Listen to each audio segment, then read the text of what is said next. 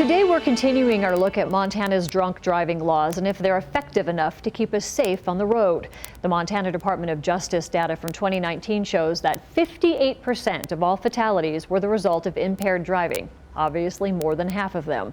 If there's any good news here, it's that the number is down from 64% from the year before. But still, as a state, our track record for drunk driving deaths is dismal.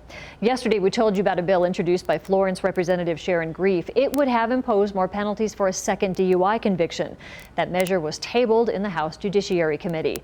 But there's another bill that's still alive. Republican Representative Bill Mercer of Billings is the sponsor of House Bill 115. He believes this bill could keep people who are constantly driving drunk off the roads by requiring prison time and giving judges more sentencing options.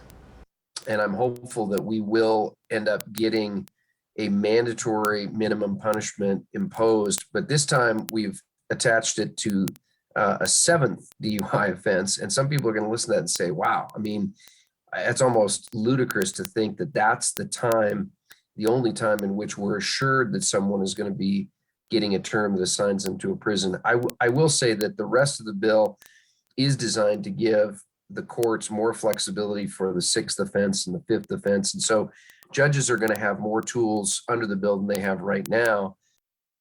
Mercer also tells me about 70% of those who get one DUI conviction never get another.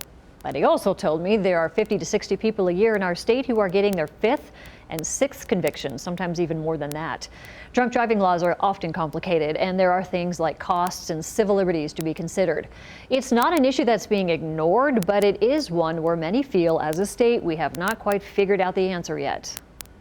Yeah, it's a huge problem, and it seems like every legislative session we spend a significant amount of time talking about what should we be doing differently, and yet the arc of that curve is really not being affected. And I'm certainly not saying that just because we're going to send more of this class of repeat offenders to prison that this problem is going to go away.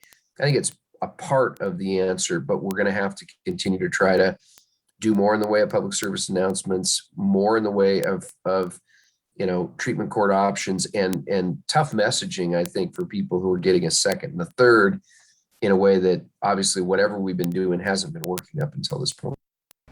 Now, the last legislative session, he sponsored a similar bill. It made it to Governor Steve Bullock's desk, but it was vetoed. The governor at the time saying it was a well-intentioned bill, but a step backward, costly, and could limit treatment options for offenders. His bill this session is still moving through the system. We'll be keeping track to see how far it goes this time.